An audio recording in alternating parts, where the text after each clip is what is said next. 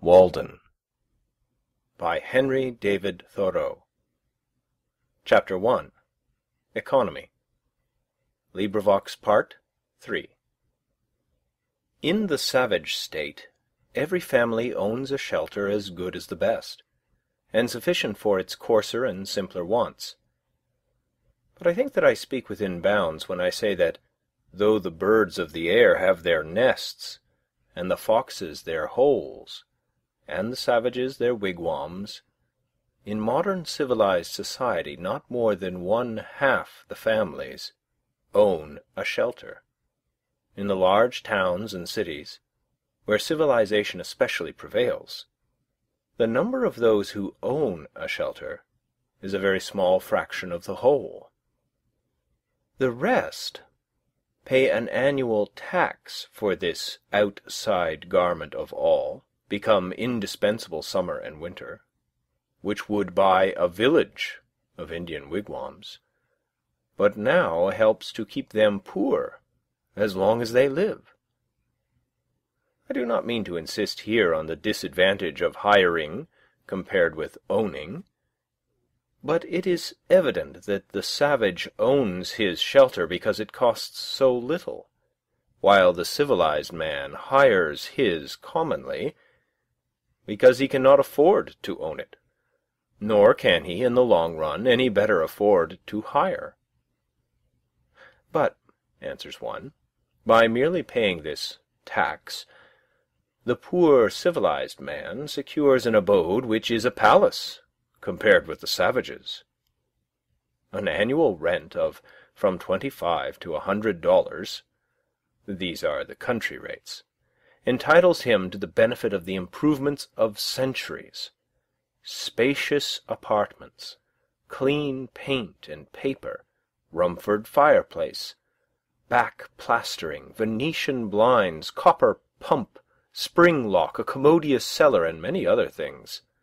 But how happens it that he who is said to enjoy these things is so commonly a poor civilized man, while the savage who has them not is rich as a savage? If it is asserted that civilization is a real advance in the condition of man, and I think that it is, though only the wise improve their advantages, it must be shown that it has produced better dwellings without making them more costly. And the cost of a thing is the amount of what I will call life which is required to be exchanged for it, immediately or in the long run. An average house in this neighborhood costs, perhaps, $800, and to lay up this sum will take from 10 to 15 years of the laborer's life, even if he is not encumbered with a family, estimating the pecuniary value of every man's labor at $1 a day.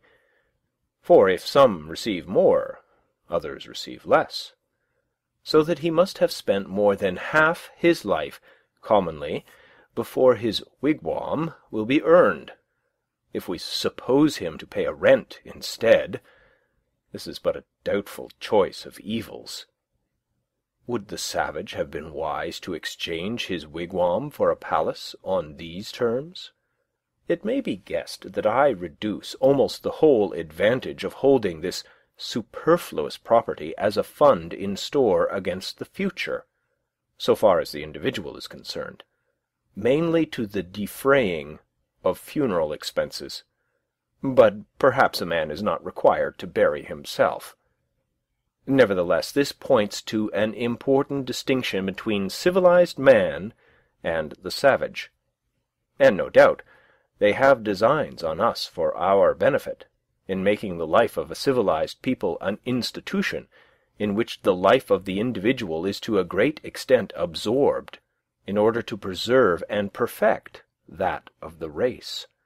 But I wish to show at what a sacrifice this advantage is at present obtained, and to suggest that we may possibly so live as to secure all the advantage without suffering any of the disadvantage. What mean ye by saying that the poor ye have always with you, or that the fathers have eaten sour grapes, and the children's teeth are set on edge. As I live, saith the Lord God, ye shall not have occasion any more to use this proverb in Israel. Behold, all souls are mine. As the soul of the Father, so also the soul of the Son is mine. The soul that sinneth, it shall die. When I consider my neighbours, the farmers of Concord, who are at least as well off as the other classes, I find that for the most part they have been toiling 20, 30, or 40 years, that they may become the real owners of their farms, which commonly they have inherited with encumbrances, or else bought with hired money, and we may regard 1/3 of that toil as the cost of their houses, but commonly they have not paid for them yet. It is true, the encumbrances sometimes outweigh the value of the farm, so that the farm itself becomes one great encumbrance, and still a man is found to inherit it, being well acquainted with it, as he says. On applying to the assessors, I am surprised to learn that they cannot at once name a dozen in the town who own their farms free and clear. If you would know the history of these homesteads, inquire at the bank where they are mortgaged. The man who has actually paid for his farm with labor on it is so rare that every neighbor can point to him. I doubt if there are 3 such men in Concord. What has been said of the merchants, that a very large majority, even 97 in 100, are sure to fail, is equally true of the farmers. With regard to the merchants, however, one of them says pertinently that a great part of their failures are not genuine pecuniary failures, but merely failures to fulfill their engagements, because it is inconvenient. That is, it is the moral character that breaks down.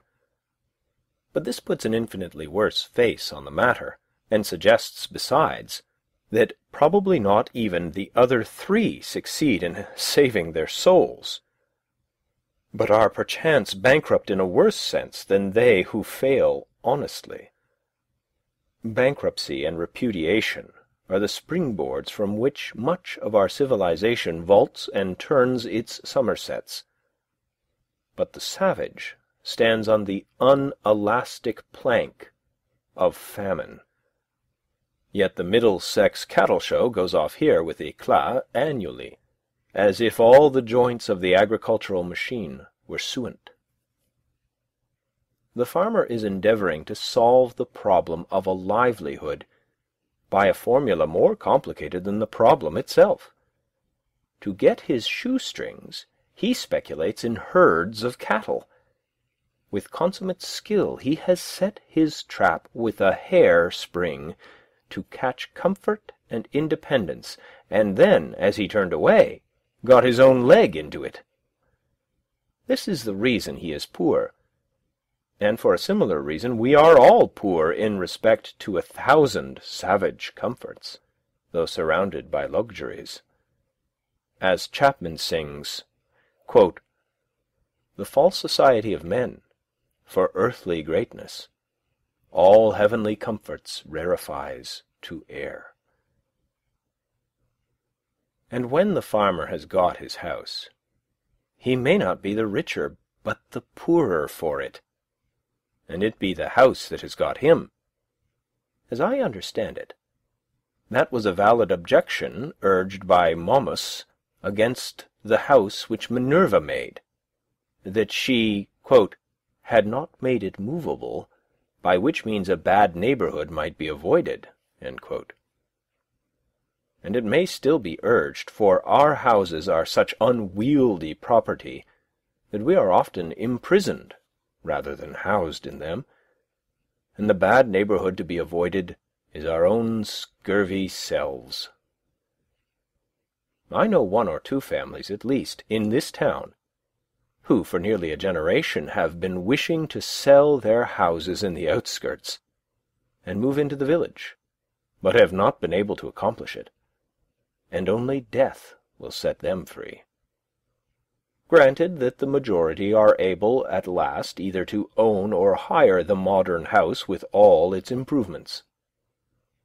While civilization has been improving our houses, it has not equally improved the men who are to inhabit them. It has created palaces, but it was not so easy to create noblemen and kings. And if the civilized man's pursuits are no worthier than the savage's, if he is employed the greater part of his life in obtaining gross necessaries and comforts merely, why should he have a better dwelling than the former? But how do the poor minority fare? Perhaps it will be found that just in proportion as some have been placed in outward circumstances above the savage, others have been degraded below him. The luxury of one class is counterbalanced by the indigence of another. On the one side is the palace. On the other are the almshouse and silent poor. The myriads who built the pyramids to be the tombs of the pharaohs were fed on garlic, and it may be were not decently buried themselves. The mason who finishes the cornice of the palace returns at night perchance to a hut not so good as a wigwam. It is a mistake to suppose that in a country where the usual evidences of civilization exist, the condition of a very large body of the inhabitants may not be as degraded as that of savages. I refer to the degraded poor, not now to the degraded rich.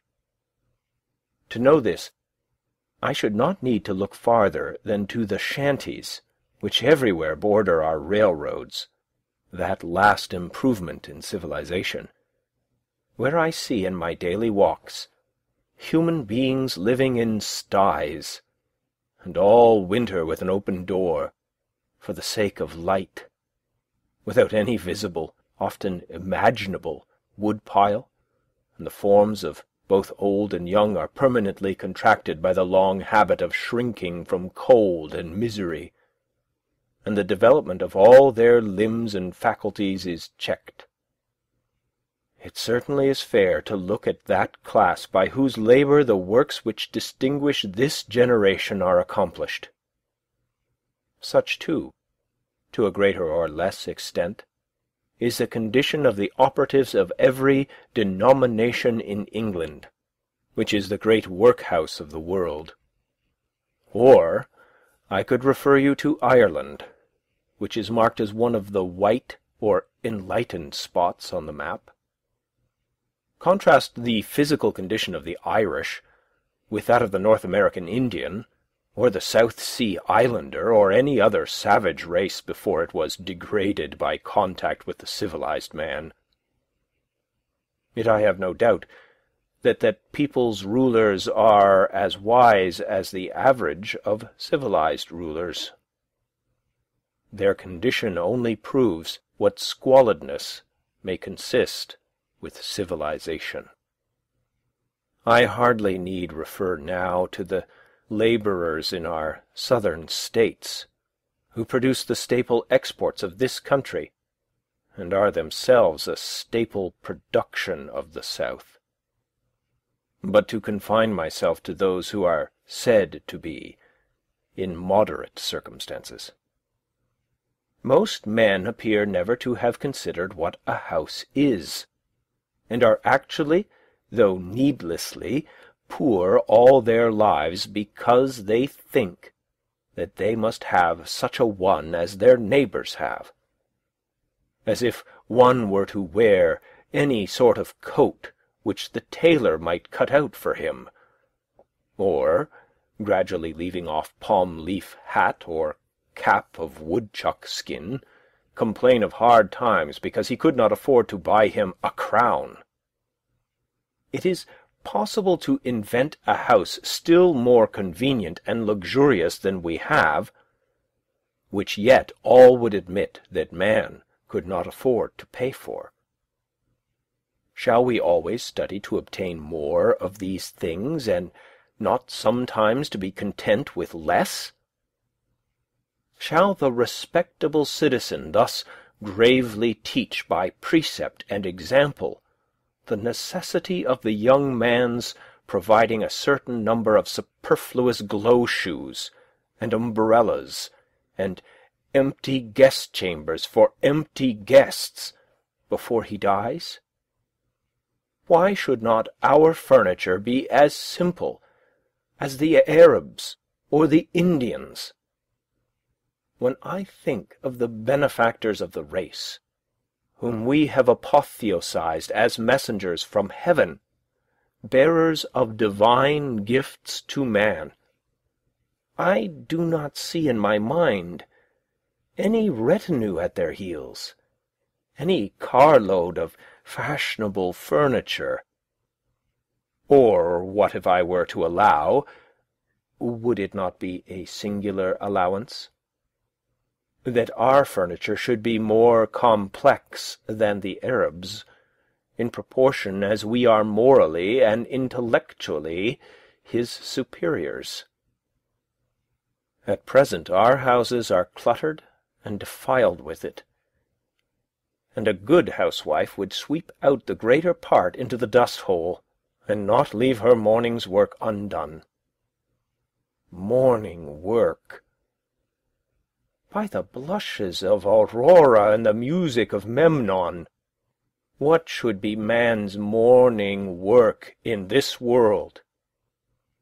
I had 3 pieces of limestone on my desk, but I was terrified to find that they required to be dusted daily, when the furniture of my mind was all undusted still, and threw them out the window in disgust. How then could I have a furnished house? I would rather sit in the open air, for no dust gathers on the grass, unless where man has broken ground. It is the luxurious and dissipated who set the fashions which the herd so diligently follow. The traveller who stops at the best houses, so-called, soon discovers this.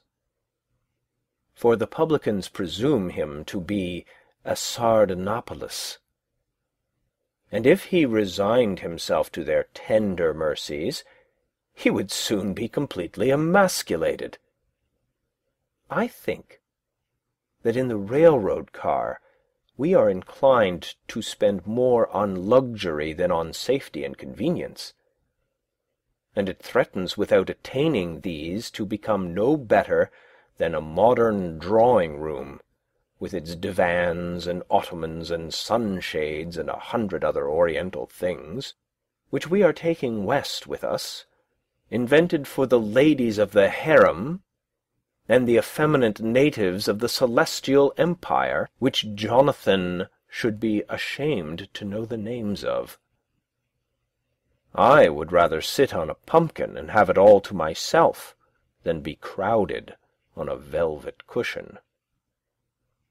I would rather ride on earth in an ox-cart, with a free circulation, than go to heaven in the fancy car of an excursion train and breathe a malaria all the way. The very simplicity and nakedness of man's life in the primitive ages imply this advantage, at least, that they left him still but a sojourner in nature. When he was refreshed with food and sleep, he contemplated his journey again. He dwelt, as it were, in a tent in this world, and was either threading the valleys or crossing the plains or climbing the mountain-tops. But lo, men have become the tools of their tools. The man who independently plucked the fruits when he was hungry has become a farmer, and he who stood under a tree for shelter, a housekeeper. We now no longer camp as for a night, but have settled down on earth and forgotten heaven. we have adopted Christianity merely as an improved method of agriculture. We have built for this world a family mansion, and for the next a family tomb. The best works of art are the expression of man's struggle to free himself from this condition. But the effect of our art is merely to make this low state comfortable, and that higher state to be forgotten. There is actually no place in this village for a work of fine art, if any had come down to us, to stand. For our lives, our houses and streets, furnish no proper pedestal for it. There is not a nail to hang a picture on, or a shelf to receive the bust of a hero or a saint. When I consider how our houses are built and paid for, or not paid for, and their internal economy managed and sustained, I wonder that the floor does not give way under the visitor while he is admiring the gewgaws upon the mantelpiece, and let him through into the cellar, to some solid and honest, though earthy, foundation. I cannot but perceive that this so-called rich and refined life is a thing jumped at, and I do not get on in the enjoyment of the fine arts which adorn it, my attention being wholly occupied with the jump. For I remember that the greatest genuine leap due to human muscles alone, on record, is that of certain wandering Arabs, who are said to have cleared 25 feet on level ground. Without factitious support, man is sure to come to earth again beyond that distance. The first question which I am tempted to put to the proprietor of such great impropriety is, who bolsters you? Are you one of the 97 who fail, or the 3 who succeed? Answer me these questions, and then perhaps I may look at your baubles and find them ornamental. The cart before the horse is neither beautiful nor useful. Before we can adorn our houses with beautiful objects, the walls must be stripped, and our lives must be stripped, and beautiful housekeeping and beautiful living be laid for a foundation. Now, a taste for the beautiful is most cultivated out of doors, where there is no house and no housekeeper. Old Johnson, in his Wonder-working Providence, speaking of the first settlers of this town, with whom he was contemporary, tells us that, quote, "They burrow themselves in the earth for their first shelter under some hillside, and, casting the soil aloft upon timber, they make a smoky fire against the earth at the highest side." End quote. They did not, quote, "provide them houses," end quote, says he, quote, "till the earth by the Lord's blessing brought forth bread to feed them," end quote. And the first year's crop was so light that, quote, "they were forced to cut their bread very thin for a long season," end quote. The secretary of the province of New Netherland, writing in Dutch in 1650, for the information of those who wished to take up land there, states more particularly that, quote, "Those in New Netherland, and especially in New England, who have no means to build farmhouses, at first, according to their wishes, dig a square pit in the ground, cellar fashion, 6 or 7 feet deep, as long and as broad as they think proper, case the earth inside with wood all round the wall, and line the wood with the bark of trees or something else to prevent the caving in of the earth. floor this cellar with plank, and wainscot it overhead for a ceiling, raise a roof of spars clear up, and cover the spars with bark or green sods, so that they can live dry and warm in these houses with their entire families for 2, 3, and 4 years, it being understood that partitions are run through these cellars which are adapted to the size of the family. The wealthy and principal men in New England, in the beginning of the colonies, commenced their first dwelling-houses in this fashion for 2 reasons. Firstly, in order not to waste time in building, and not to want food the next season. Secondly, in order not to discourage poor labouring people, whom they brought over in numbers from fatherland. In the course of 3 or 4 years, when the country became adapted to agriculture, they built themselves handsome houses, spending on them several thousands." End quote. In this course which our ancestors took, there was a show of prudence, at least, as if their principle were to satisfy the more pressing wants first. But are the more pressing wants satisfied now? When I think of acquiring for myself one of our luxurious dwellings, I am deterred, for, so to speak, the country is not yet adapted to human culture, and we are still forced to cut our spiritual bread far thinner than our forefathers did their wheaten. Not that all architectural ornament is to be neglected, even in the rudest periods, but let our houses first be lined with beauty, where they come in contact with our lives, like the tenement of the shellfish, and not overlaid with it. But, alas, I have been inside 1 or 2 of them, and know what they are lined with.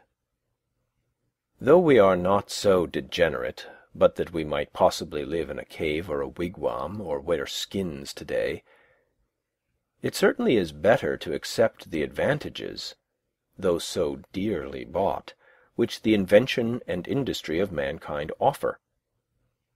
In such a neighbourhood as this, boards and shingles, lime and bricks are cheaper and more easily obtained than suitable caves, or whole logs, or bark in sufficient quantities, or even well-tempered clay or flat stones.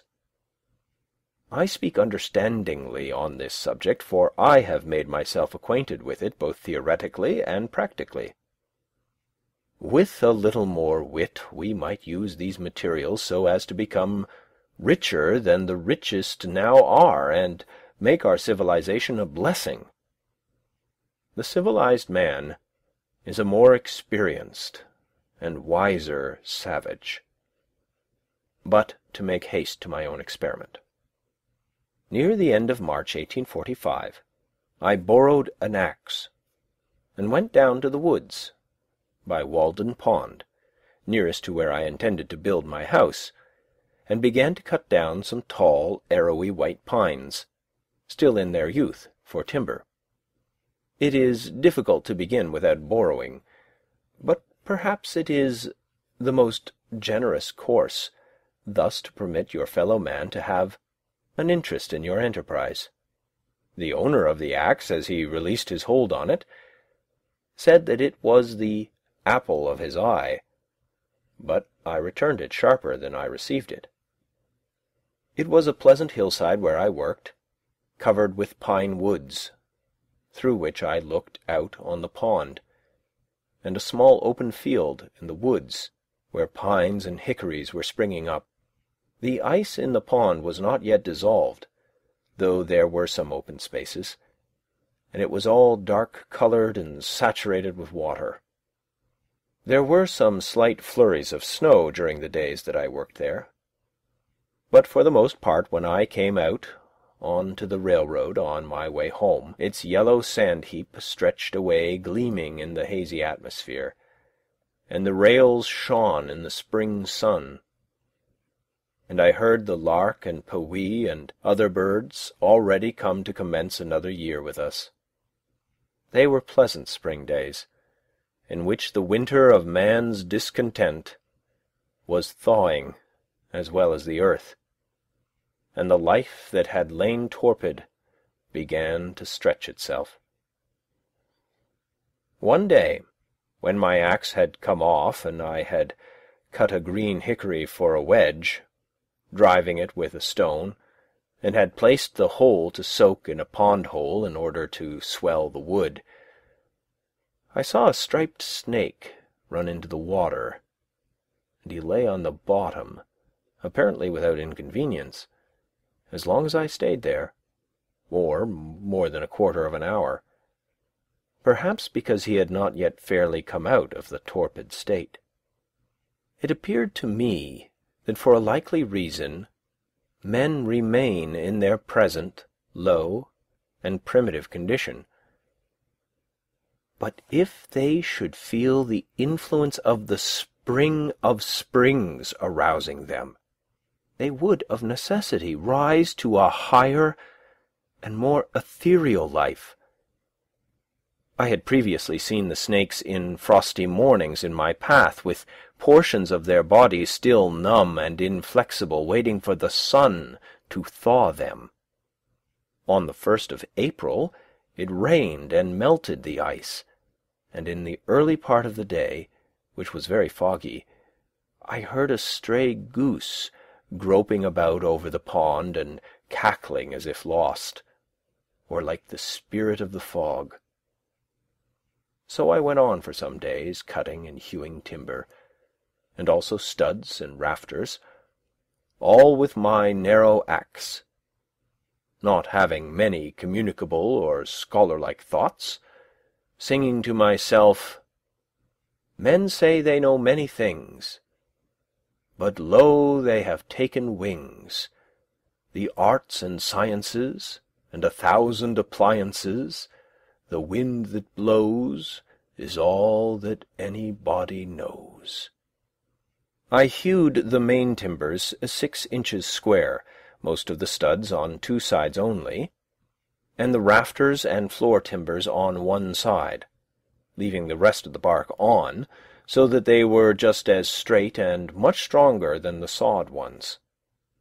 Each stick was carefully mortised or tenoned by its stump, for I had borrowed other tools by this time. My days in the woods were not very long ones, yet I usually carried my dinner of bread and butter, and read the newspaper in which it was wrapped, at noon, sitting amid the green pine boughs which I had cut off, and to my bread was imparted some of their fragrance, for my hands were covered with a thick coat of pitch. Before I had done, I was more the friend than the foe of the pine tree, though I had cut down some of them, having become better acquainted with it. Sometimes a rambler in the wood was attracted by the sound of my axe, and we chatted pleasantly over the chips which I had made.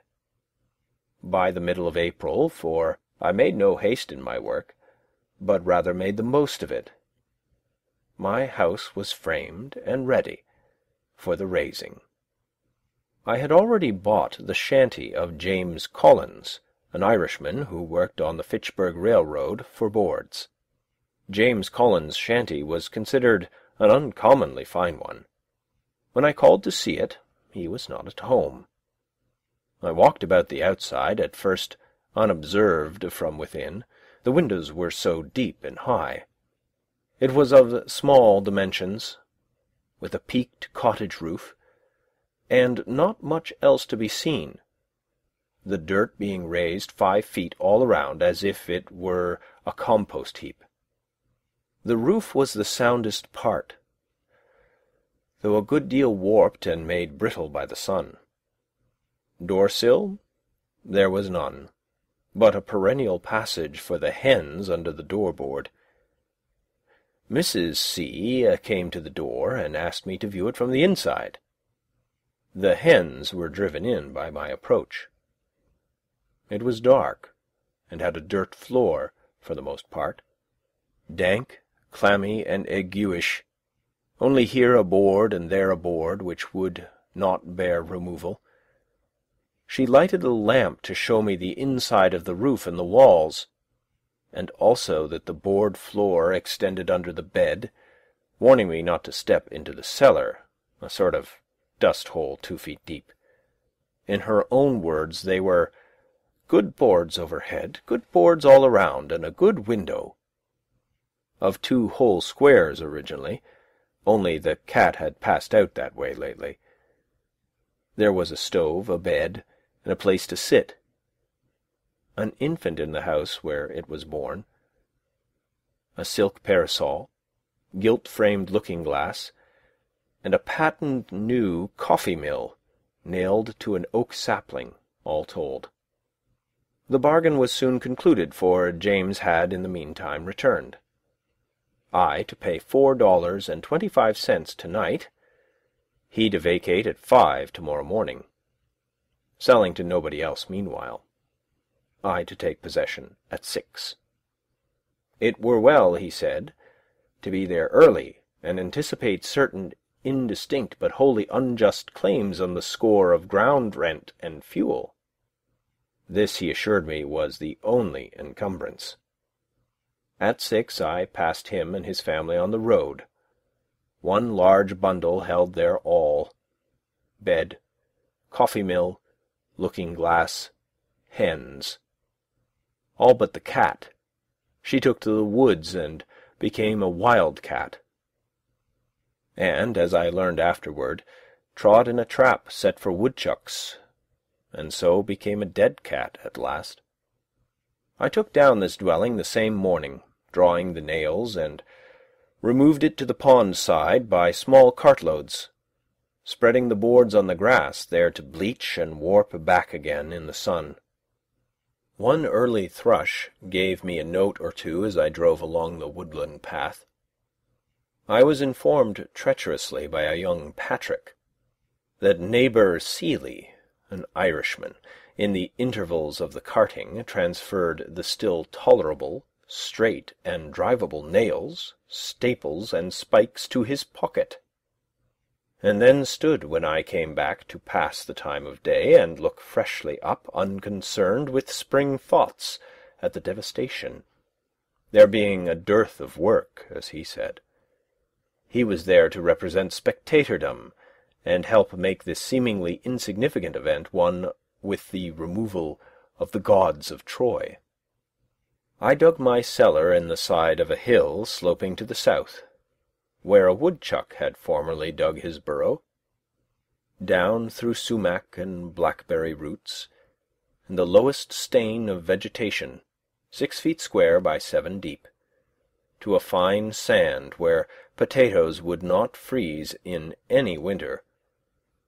The sides were left shelving and not stoned, but the sun having never shone on them, the sand still keeps its place.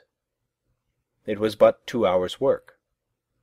I took particular pleasure in this breaking of ground, for in almost all latitudes men dig into the earth for an equable temperature. Under the most splendid house in the city is still to be found the cellar, where they store their roots as of old, and long after the superstructure has disappeared, posterity remark its dent in the earth. The house is still but a sort of porch at the entrance of a burrow. At length, in the beginning of May, with the help of some of my acquaintances, rather to improve so good an occasion for neighbourliness than from any necessity, I set up the frame of my house. No man was ever more honoured in the character of his raisers than I. They are destined, I trust, to assist at the raising of loftier structures one day. I began to occupy my house on the 4th of July, as soon as it was boarded and roofed, for the boards were carefully feather-edged and lapped, so that it was perfectly impervious to rain. but before boarding I laid the foundation of a chimney at one end, bringing 2 cartloads of stones up the hill from the pond in my arms.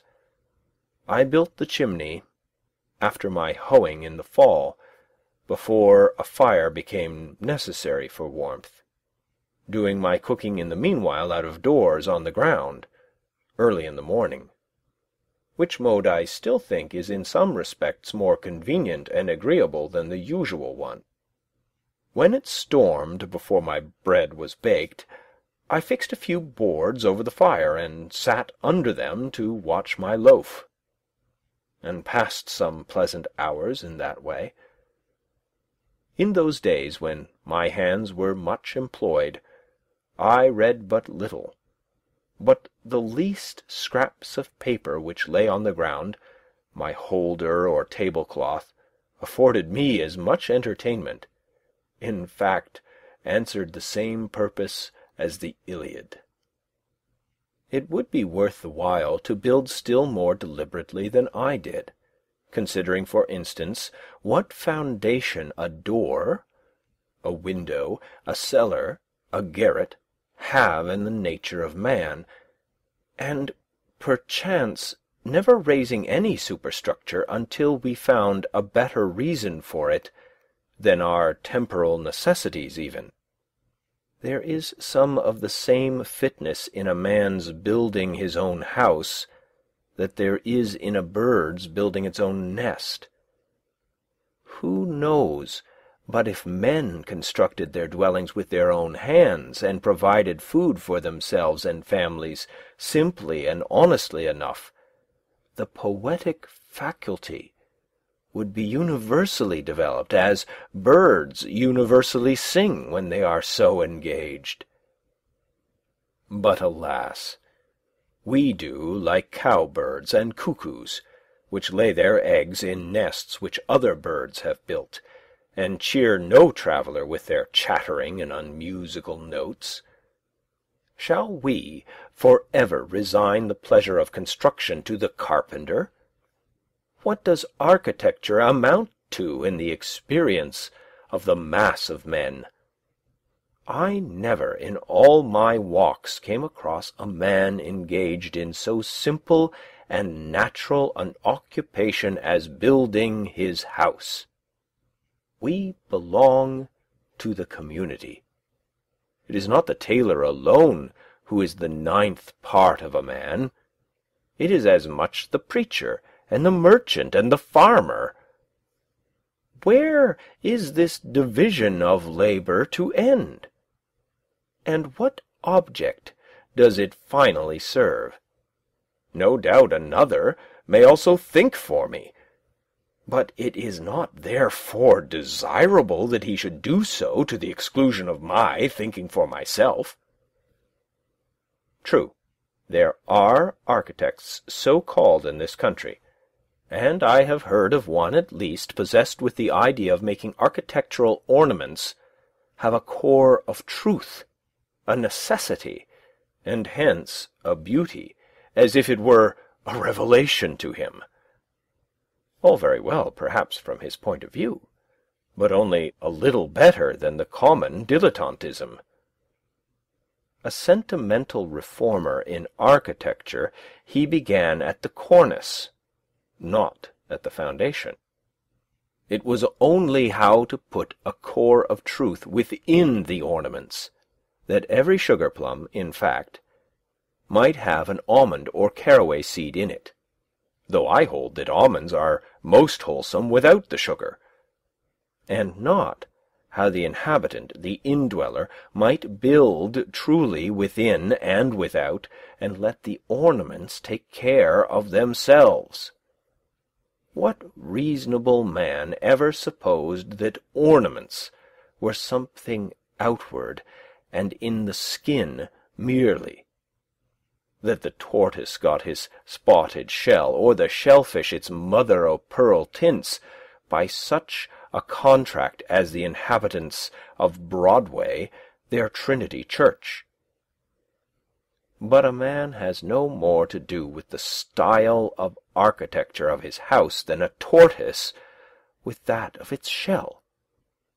nor need the soldier be so idle as to try to paint the precise colour of his virtue on his standard. The enemy will find it out. He may turn pale when the trial comes. This man seemed to me to lean over the cornice and timidly whisper his half-truth to the rude occupants, who really knew it better than he. What of architectural beauty I now see, I know has gradually grown from within outward, out of the necessities and character of the indweller, who is the only builder, out of some unconscious truthfulness and nobleness, without ever a thought for the appearance, and what additional beauty of this kind is destined to be produced will be preceded by a like unconscious beauty of life. The most interesting dwellings in this country, as the painter knows, are the most unpretending, humble log huts, and cottages of the poor commonly. It is the life of the inhabitants whose shells they are, and not any peculiarity in their surfaces merely which make them picturesque. And equally interesting will be the citizen's suburban box, when his life shall be as simple and as agreeable to the imagination, and there is as little straining after effect in the style of his dwelling. A great proportion of architectural ornaments are literally hollow, and a September gale would strip them off like borrowed plumes, without injury to the substantials. They can do without architecture who have no olives nor wines in the cellar.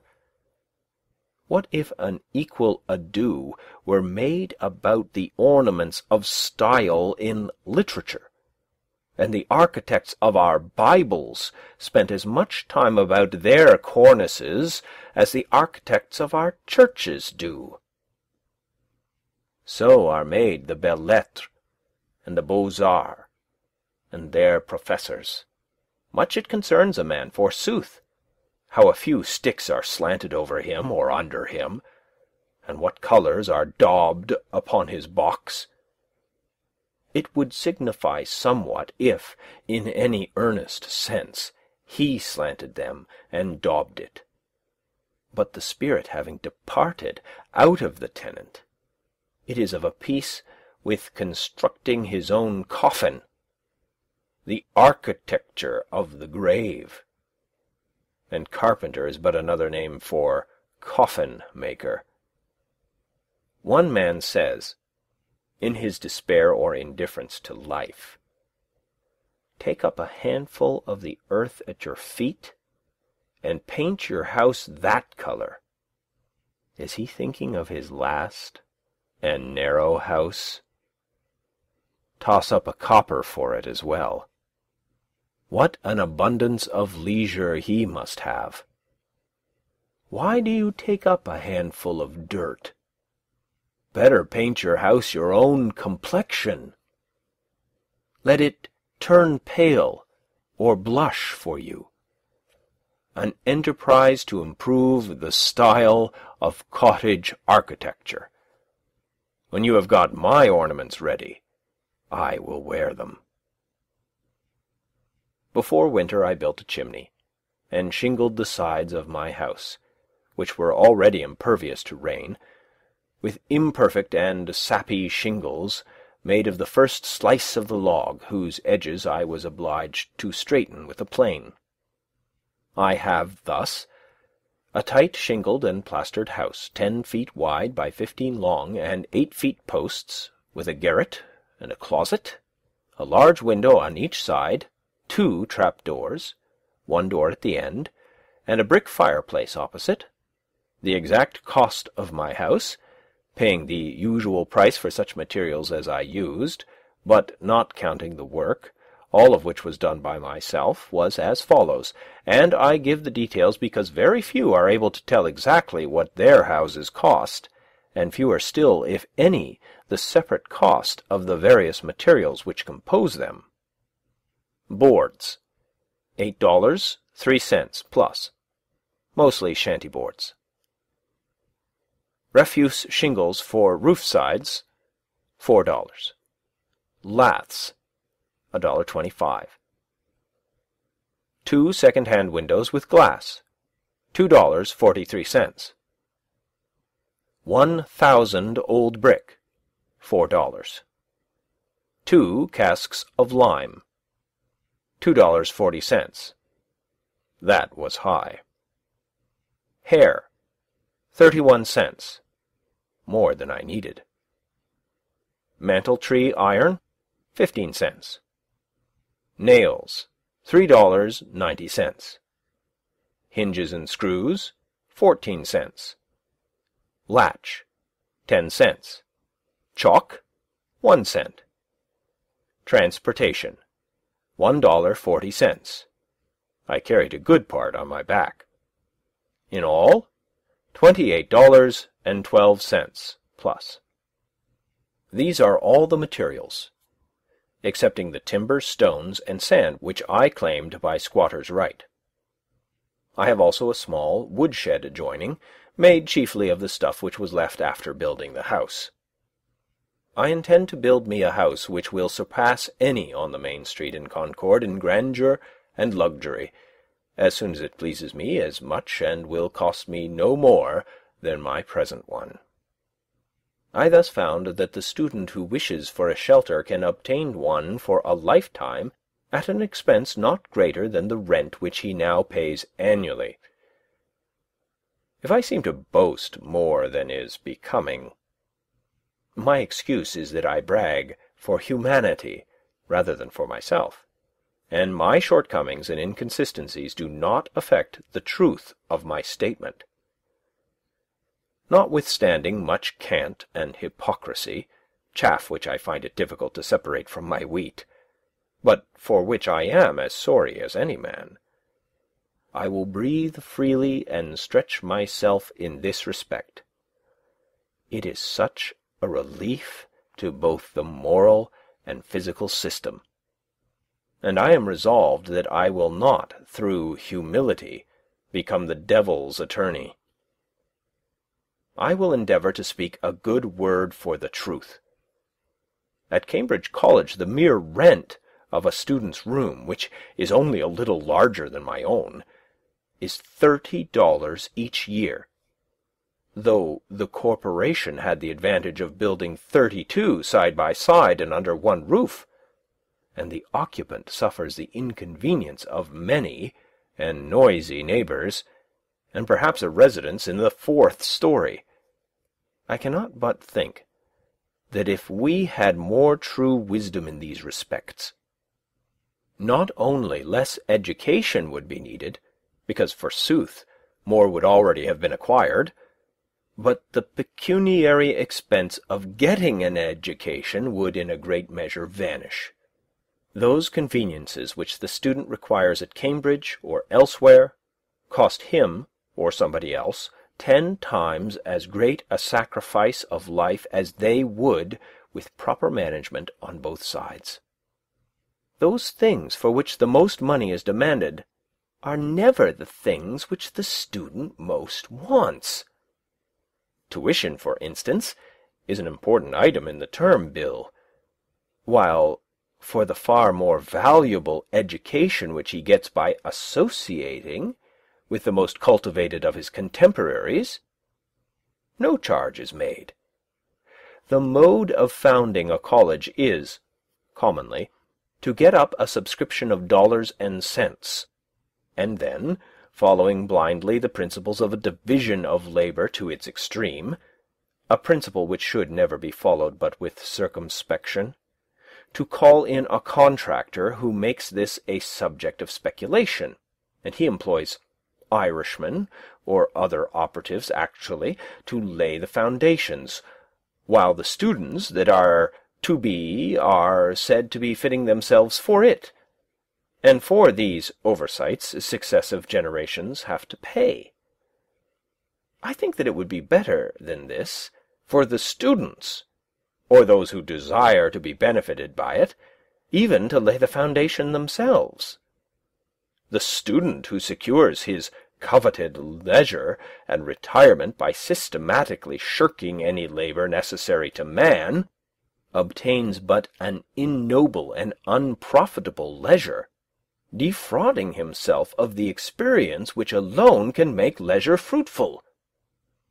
But, says one, you do not mean that the students should go to work with their hands instead of their heads?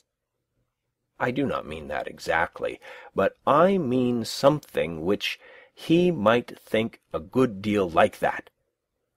I mean that they should not play life, or study it merely, while the community supports them at this expensive game, but earnestly live it from beginning to end.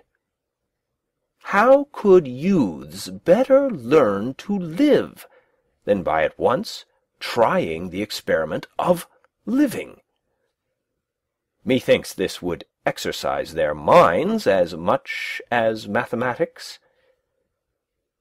If I wished a boy to know something about the arts and sciences, for instance, I would not pursue the common course, which is merely to send him into the neighbourhood of some professor, where anything is professed and practised but the art of life, to survey the world through a telescope or a microscope, and never with his natural eye, to study chemistry, and not learn how his bread is made, or mechanics, and not learn how it is earned, to discover new satellites to Neptune, and not detect the motes in his eyes, or to what vagabond he is a satellite himself, or to be devoured by the monsters that swarm all around him, while contemplating the monsters in a drop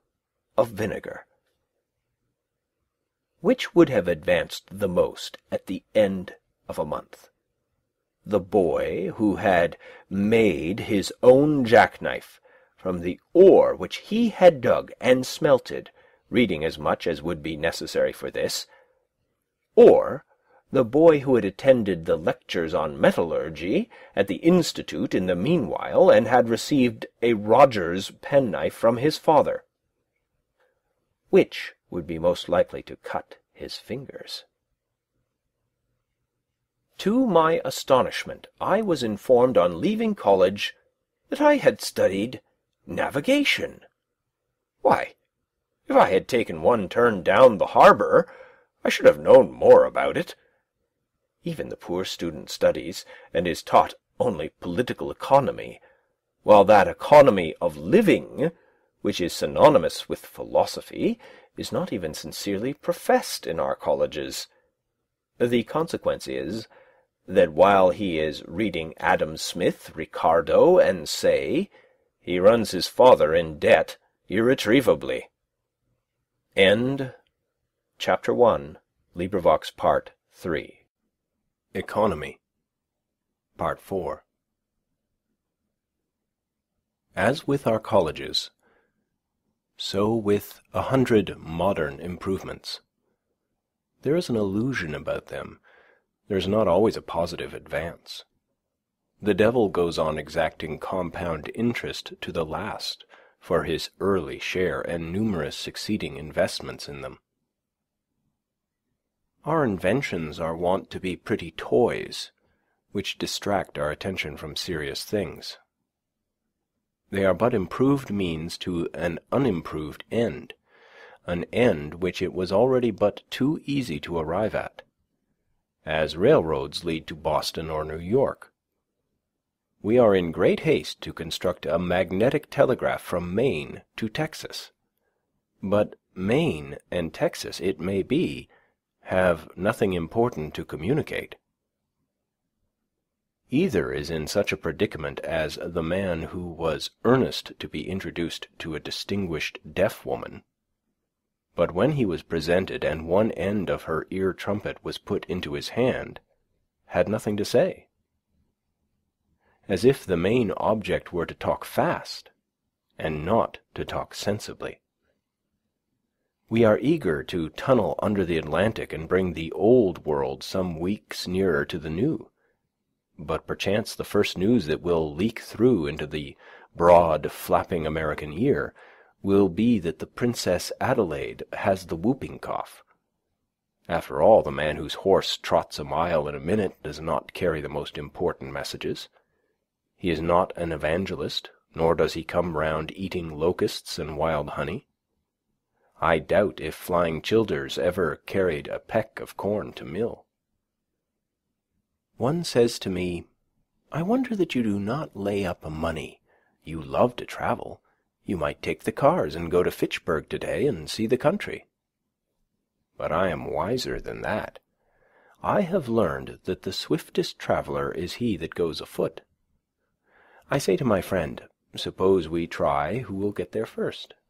The distance is 30 miles, the fare 90 cents. That is almost a day's wages. I remember when wages were 60 cents a day for laborers on this very road. Well, I start now on foot and get there before night. I have traveled at that rate by the week together. You will in the meanwhile have earned your fare and arrive there sometime tomorrow, or possibly this evening if you are lucky enough to get a job in season. Instead of going to Fitchburg, you will be working here the greater part of the day. And so, if the railroad reached round the world, I think that I should keep ahead of you. And as for seeing the country and getting experience of that kind, I should have to cut your acquaintance altogether. Such is the universal law, which no man can ever outwit. And with regard to the railroad, even we may say it is as broad as it is long. To make a railroad round the world available to all mankind is equivalent to grading the whole surface of the planet. Men have an indistinct notion that if they keep up this activity of joint stocks and spades long enough, all will at length ride somewhere in next to no time and for nothing. But though a crowd rushes to the depot, and the conductor shouts, "All aboard!" when the smoke is blown away and the vapor condensed, it will be perceived that a few are riding, but the rest are run over, and it will be called, and will be, a melancholy accident. No doubt they can ride at last who shall have earned their fare, that is, if they survive so long, but they will probably have lost their elasticity and desire to travel by that time. This spending of the best part of one's life earning money in order to enjoy a questionable liberty during the least valuable part of it reminds me of the Englishman who went to India to make a fortune first, in order that he might return to England and live the life of a poet. He should have gone up garret at once. "What?" exclaim a million Irishmen, starting up from all the shanties in the land. "Is not this railroad which we have built a good thing?" "Yes," I answer, "comparatively good. That is, you might have done worse. But I wish, as you are brothers of mine, that you could have spent your time better than digging in this dirt." Before I finish my house, wishing to earn $10 or $12 by some honest and agreeable method, in order to meet my unusual expenses, I planted about 2 acres and a half of light and sandy soil near it, chiefly with beans, but also a small part with potatoes, corn, peas, and turnips. The whole lot contains 11 acres, mostly growing up to pines and hickories, and was sold the preceding season for $8.08 an acre. One farmer said that it was, quote, "good for nothing but to raise cheeping squirrels on," end quote. I put no manure whatever on this land, not being the owner, but merely a squatter, and not expecting to cultivate so much again, and I did not quite hoe it all at once.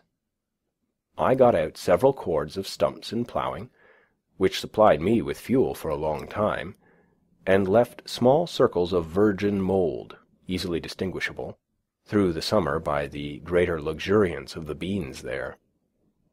The dead, and for the most part unmerchantable wood behind my house, and the driftwood from the pond, have supplied the remainder of my fuel. I was obliged to hire a team and a man for the ploughing, though I held the plough myself. My farm outgoes for the first season were, for implements, seed, work, etc., $14.72 plus. The seed corn was given me. This never costs anything to speak of, unless you plant more than enough. I got 12 bushels of beans and 18 bushels of potatoes, besides some peas and sweet corn. The yellow corn and turnips were too late to come to anything. The whole income from the farm was $23.44. Deducting the outgoes, $14.72 plus, there are left $8.71 plus. Beside produce consumed and on hand at the time, this estimate was made of the value of $4.50. The amount on hand much more than balancing a little grass which I did not raise. All things considered, that is, considering the importance of a man's soul and of today, notwithstanding the short time occupied by my experiment, nay, partly even because of its transient character, I believe that was doing better than any farmer in Concord did that year. The next year I did better still, for I spaded up all the land which I required, about 1/3 of an acre, and I learned from the experience of both years, not being in the least awed by many celebrated works on husbandry, Arthur Young among the rest, that if one would live simply and eat only the crop which he raised, and raise no more than he ate, and not exchange it for an insufficient quantity of more luxurious and expensive things, he would need to cultivate only a few rods of ground, and that it would be cheaper to spade up that than to use oxen to plough it, and to select a fresh spot from time to time than to manure the old, and he could do all his necessary farm work, as it were, with his left hand at odd hours in the summer. And thus he would not be tied to an ox, or horse, or cow, or pig, as at present. I desire to speak impartially on this point, and as one not interested in the success or failure of the present economical and social arrangements. I was more independent than any farmer in Concord, for I was not anchored to a house or farm, but could follow the bent of my genius, which is a very crooked one, every moment. Beside being better off than they already, if my house had been burned or my crops had failed, I should have been nearly as well off as before. I am wont to think that men are not so much the keepers of herds as herds are the keepers of men. The former are so much the freer. Men and oxen exchange work. But if we consider necessary work only, the oxen will be seen to have greatly the advantage. Their farm is so much the larger. Man does some of his part of the exchange work in his 6 weeks of haying, and it is no boy's play. Certainly no nation that lived simply in all respects, that is, no nation of philosophers, would commit so great a blunder as to use the labor of animals. True, there never was and is not likely soon to be a nation of philosophers, nor am I certain it is desirable that there should be. However, I should never have broken a horse or bull and taken him to board for any work he might do for me, for fear I should become a horseman or herdsman merely. And if society seems to be the gainer by so doing, are we certain that what is one man's gain is not another's loss, and that the stable boy has equal cause with his master to be satisfied? Granted that some public works would not have been constructed without this aid, and let man share the glory of such with the ox and horse, does it follow that he could not have accomplished works yet more worthy of himself in that case? When men begin to do, not merely unnecessary or artistic, but luxurious and idle work with their assistance, it is inevitable that a few do all the exchange work with the oxen, or, in other words, become the slaves of the strongest. Man thus not only works for the animal within him, but, for a symbol of this, he works for the animal without him. Though we have many substantial houses of brick or stone, the prosperity of the farmer is still measured by the degree to which the barn overshadows the house. This town is said to have the largest houses for oxen, cows, and horses hereabouts, and it is not behindhand in its public buildings. But there are very few halls for free worship or free speech in this county. It should not be by their architecture, but why not even by their power of abstract thought, that nations should seek to commemorate themselves? How much more admirable the Bhagavad Gita than all the ruins of the East. Towers and temples are the luxury of princes. A simple and independent mind does not toil at the bidding of any prince. Genius is not a retainer to any emperor, nor is its material silver, or gold, or marble, except to a trifling extent. To what end, pray, is so much stone hammered? In Arcadia, when I was there, I did not see any hammering stone. Nations are possessed with an insane ambition to perpetuate the memory of themselves by the amount of hammered stone they leave. What if equal pains were taken to smooth and polish their manners? One piece of good sense would be more memorable than a monument as high as the moon. I love better to see stones in place. The grandeur of Thebes was a vulgar grandeur. More sensible is a rod of stone wall that bounds an honest man's field than 100 gated Thebes that has wandered farther from the true end of life. The religion and civilization which are barbaric and heathenish build splendid temples, but what you might call Christianity does not. Most of the stone a nation hammers goes towards its tomb only. It buries itself alive. As for the pyramids, there is nothing to wonder at in them, so much as the fact that so many men could be found degraded enough to spend their lives constructing a tomb for some ambitious booby whom it would have been wiser and manlier to have drowned in the Nile, and then given his body to the dogs. I might possibly invent some excuse for them and him, but I have no time for it. As for the religion and love of art of the builders, it is much the same all the world over, whether the building be an Egyptian temple or the United States Bank.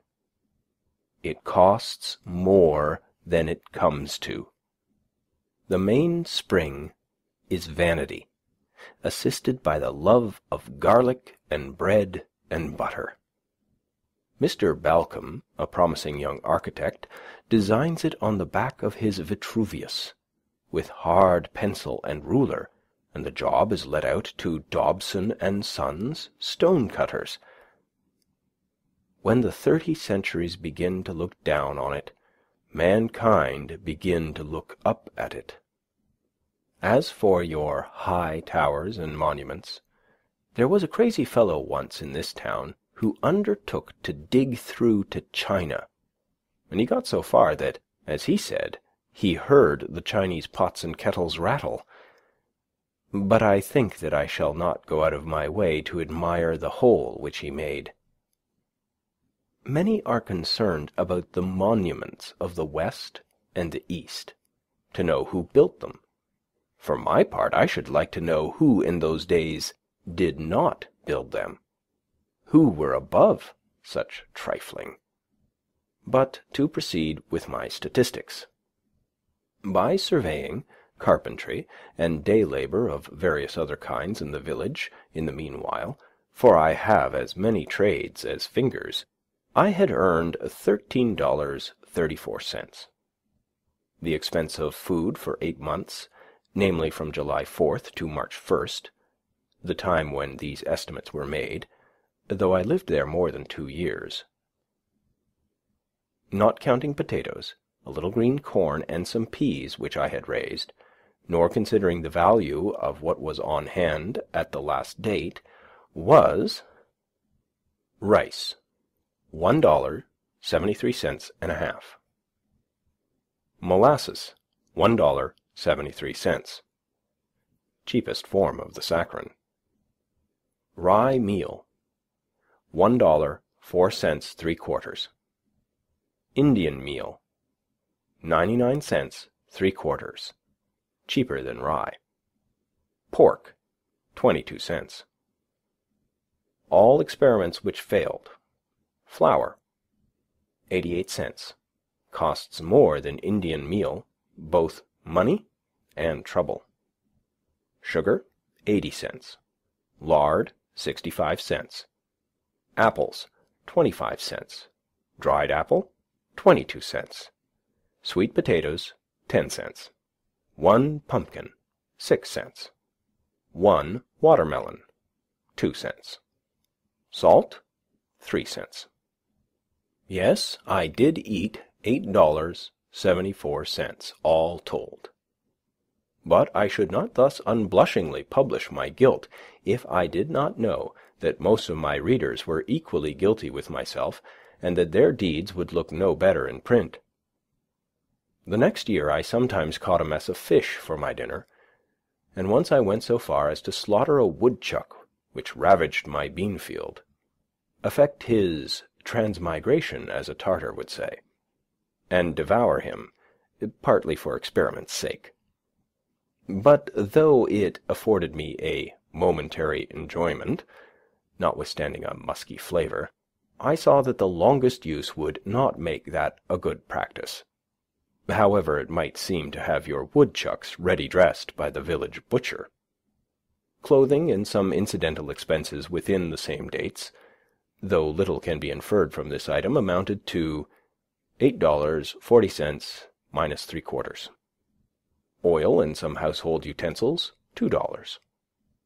So that all the pecuniary outgoes, excepting for washing and mending, which for the most part were done out of the house, and their bills have not yet been received, and these are all, and more than all, the ways by which money necessarily goes out in this part of the world, were house, $28.12 plus; farm, 1 year, $14.72 plus; food, 8 months, $8.74; clothing, etc., 8 months, $8.40 minus 3/4; oil, etc., 8 months, $2.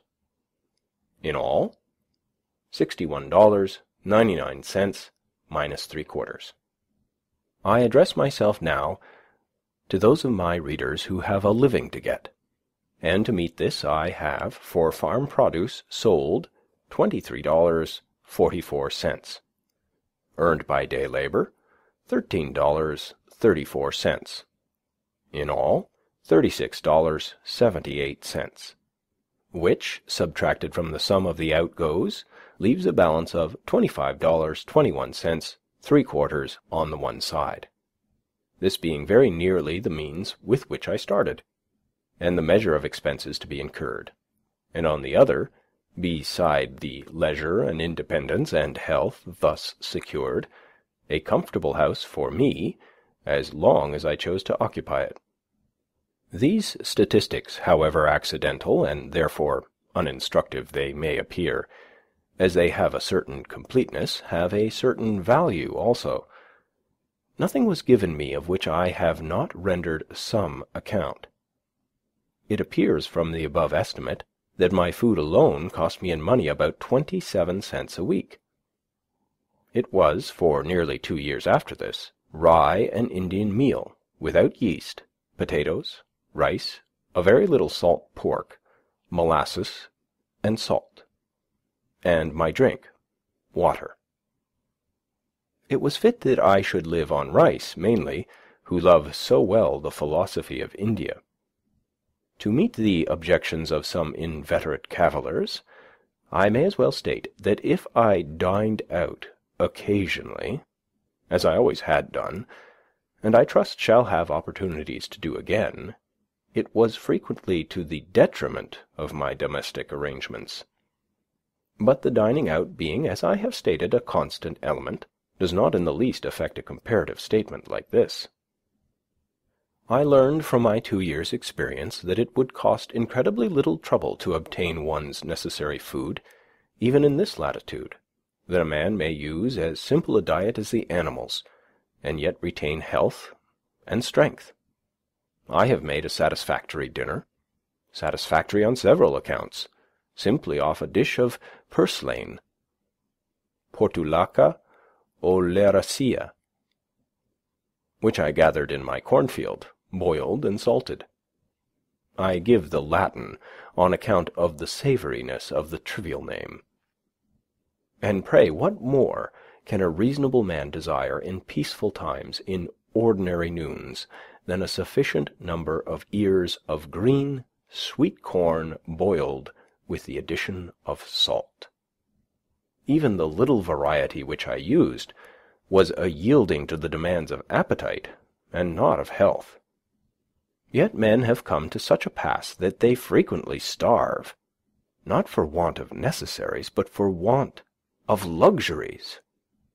And I know a good woman who thinks that her son lost his life because he took to drinking water only. The reader will perceive that I am treating the subject rather from an economic than a dietetic point of view, and he will not venture to put my abstemiousness to the test unless he has a well-stocked larder. Bread I at first made of pure Indian meal and salt, genuine hoe cakes, which I baked before my fire out of doors on a shingle, or the end of a stick of timber sawed off in building my house. But it was wont to get smoked, and to have a piney flavour. I tried flour also, but have at last found a mixture of rye and Indian meal most convenient and agreeable. In cold weather it was no little amusement to bake several small loaves of this in succession, tending and turning them as carefully as an Egyptian his hatching eggs. They were a real cereal fruit which I ripened, and they had to my senses a fragrance like that of other noble fruits, which I kept in as long as possible by wrapping them in cloths. I made a study of the ancient and indispensable art of bread-making, consulting such authorities as offered, going back to the primitive days and first invention of the unleavened kind, when from the wildness of nuts and meats men first reached the mildness and refinement of this diet. And travelling gradually down in my studies through the accidental souring of the dough, which it is supposed taught the leavening process, and through the various fermentations thereafter, till I came to good, sweet, wholesome bread, the staff of life. Leaven, which some deem the soul of bread, the spiritus, which fills its cellular tissue, which is religiously preserved like the vestal fire.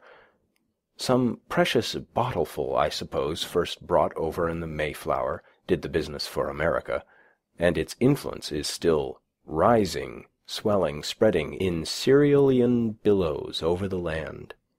This seed I regularly and faithfully procured from the village, till at length, one morning, I forgot the rules, and scalded my yeast, by which accident I discovered that even this was not indispensable. For my discoveries were not by the synthetic but analytic process, and I have gladly omitted it since, though most housewives earnestly assured me that safe and wholesome bread without yeast might not be, and elderly people prophesied a steady decay of the vital forces. Yet I find it not to be an essential ingredient, and after going without it for a year, am still in the land of the living, and I am glad to escape the trivialness of carrying a bottleful in my pocket, which would sometimes pop and discharge its contents to my discomfiture. It is simpler and more respectable to omit it. Man is an animal who, more than any other, can adapt himself to all climates and circumstances. Neither did I put any sal soda, or other acid or alkali, into my bread. It would seem that I made it according to the recipe which Marcus Porcius Cato gave about 2 centuries before Christ. Panem depsticium sic facito, manus mortariumque bene lavato, farinam in mortarium indito, aquae palatim addito, subigitoc pulchre, ubi bene subigeris defingito, coquitoc sub testu. Which I take to mean, quote, make kneaded bread thus. Wash your hands and trough well. Put the meal into the trough, add water gradually, and knead it thoroughly. When you have kneaded it well, mold it and bake it under a cover. End quote. That is, in a baking kettle. Not a word about leaven. But I did not always use this staff of life. At one time, owing to the emptiness of my purse, I saw none of it for more than a month. Every New Englander might easily raise all his own breadstuffs in this land of rye and Indian corn, and not depend on distant and fluctuating markets for them. Yet so far are we from simplicity and independence that, in Concord, fresh and sweet meal is rarely sold in the shops, and hominy and corn, in a still coarser form, are hardly used by any. For the most part, the farmer gives to his cattle and hogs the grain of his own producing, and buys flour, which is at least no more wholesome, at a greater cost, at the store. I saw that I could easily raise my bushel or 2 of rye and Indian corn, for the former will grow on the poorest land, and the latter does not require the best, and grind them in a hand mill, and so do without rice and pork. And if I must have some concentrated sweet, I found by experiment that I could make a very good molasses either of pumpkins or beets, and I knew that I needed only to set out a few maples to obtain it more easily still. And while these were growing, I could use various substitutes beside those which I have named.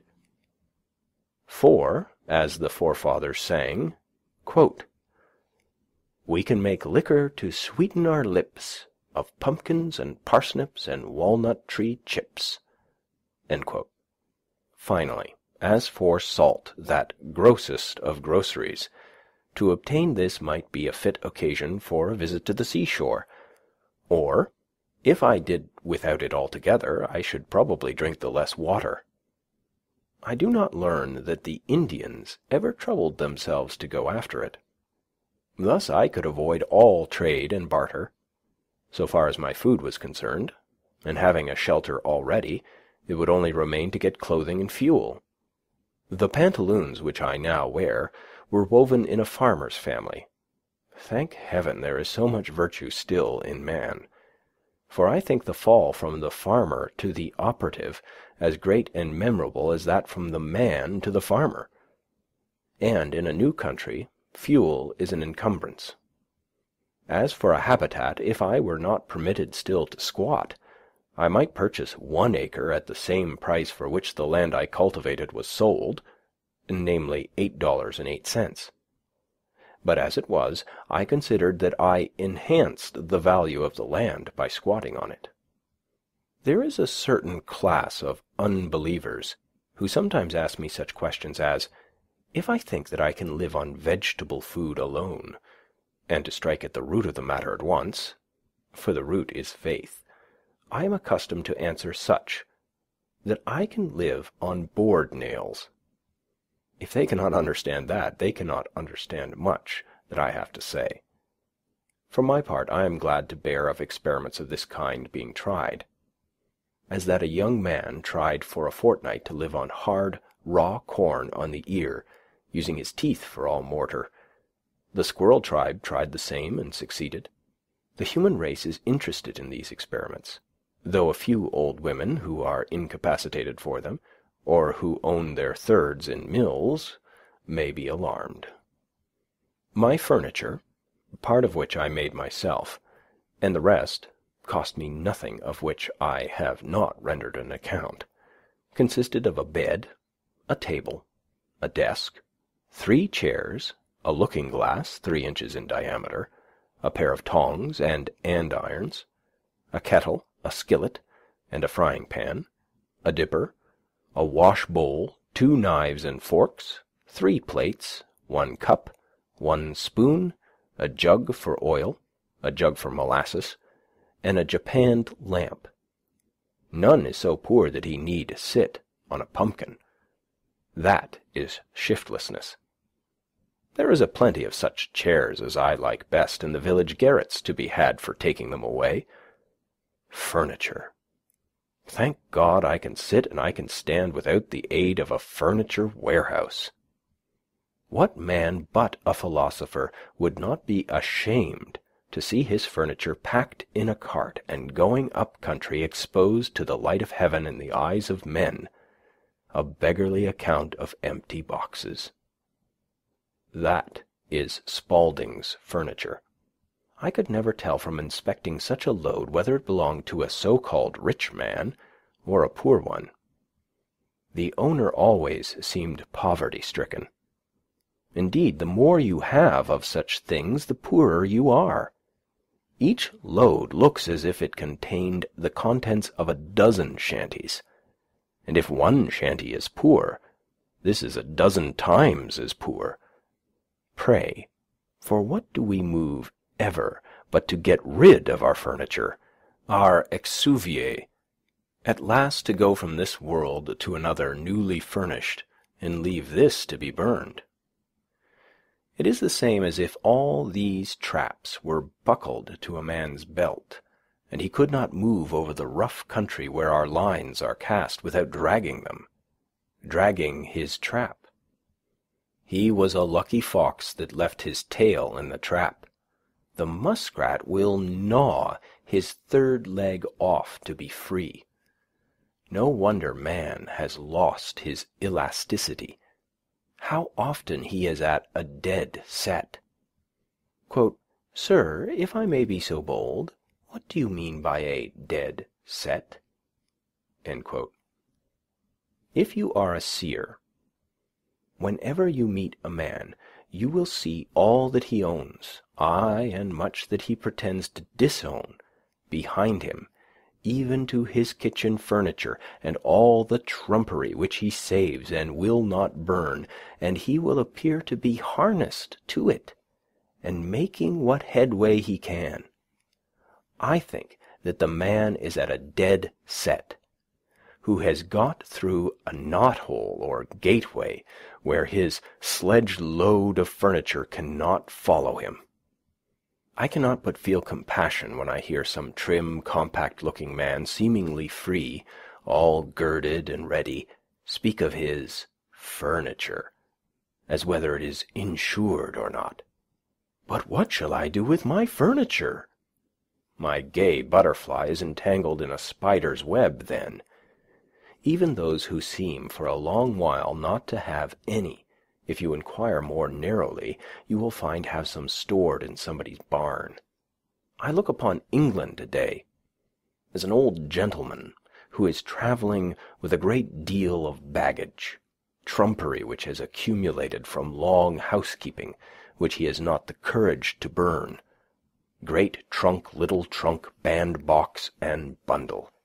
Throw away the first three at least. It would surpass the powers of a well man nowadays to take up his bed and walk, and I should certainly advise a sick one to lay down his bed and run. When I have met an immigrant tottering under a bundle which contained his all, looking like an enormous wen which had grown out of the nape of his neck, I have pitied him, not because that was his all, but because he had all that to carry. If I have got to drag my trap, I will take care that it be a light one and do not nip me in a vital part. But perchance it would be wisest never to put one's paw into it. I would observe, by the way, that it costs me nothing for curtains, for I have no gazers to shut out but the sun and moon, and I am willing that they should look in. The moon will not sour milk nor taint meat of mine, nor will the sun injure my furniture or fade my carpet, and if he is sometimes too warm a friend, I find it still better economy to retreat behind some curtain which nature has provided than to add a single item to the details of my housekeeping.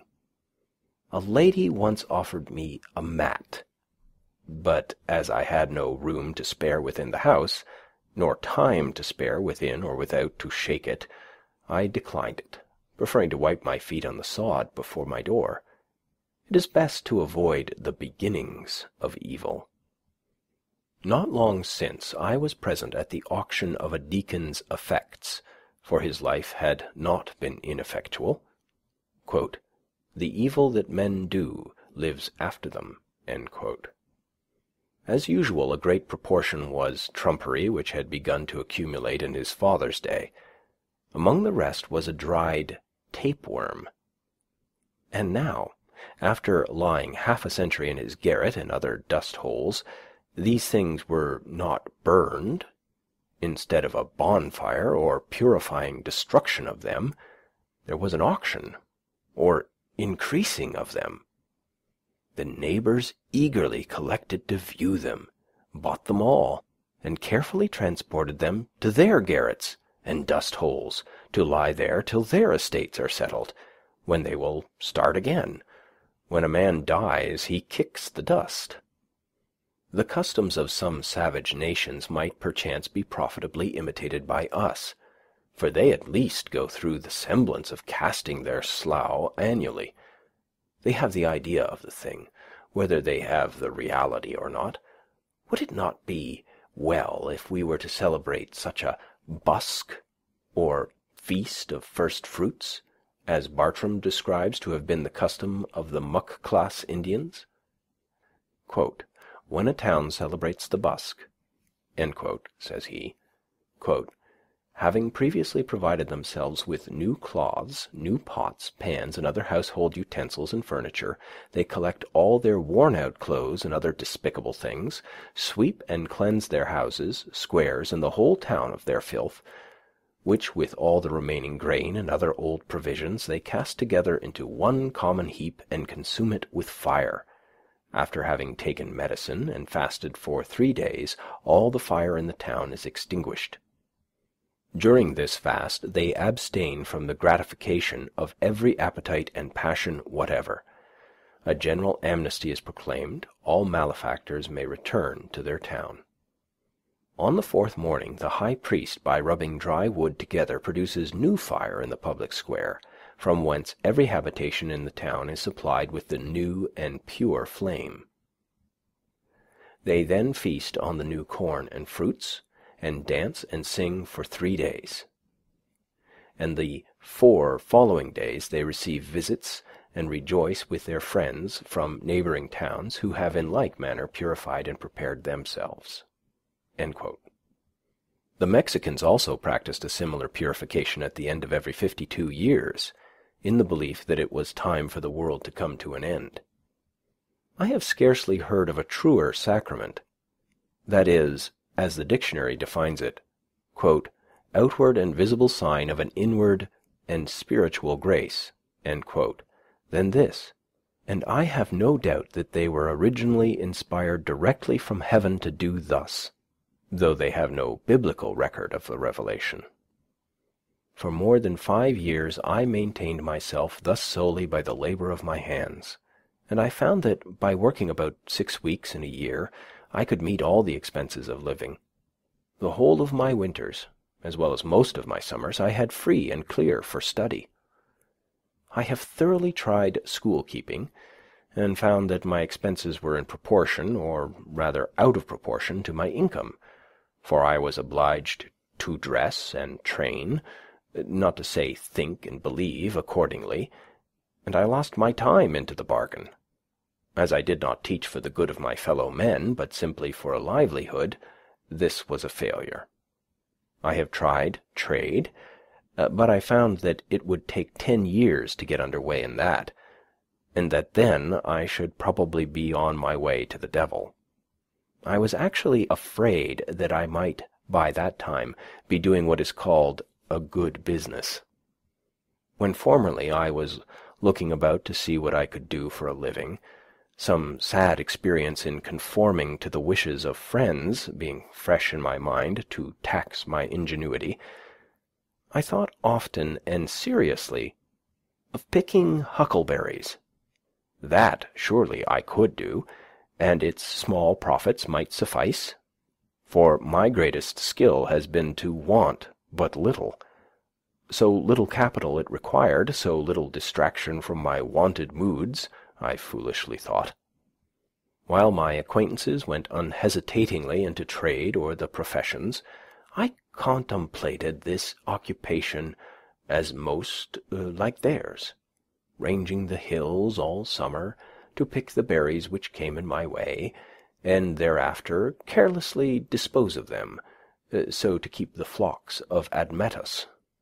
I also dreamed that I might gather the wild herbs, or carry evergreens to such villagers as love to be reminded of the woods, even to the city by hay-cart loads.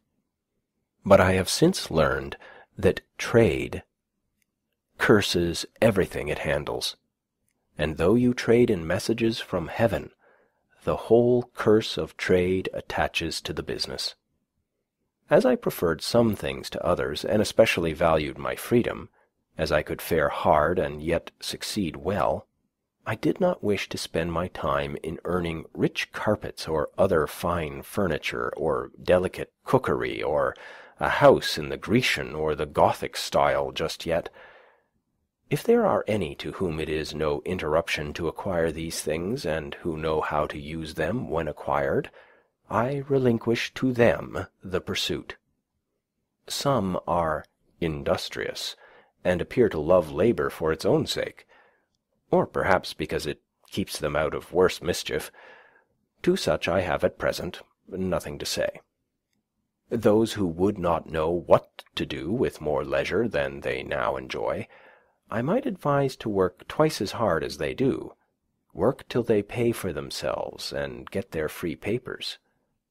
For myself, I found that the occupation of a day laborer was the most independent of any, especially as it required only 30 or 40 days in a year to support one.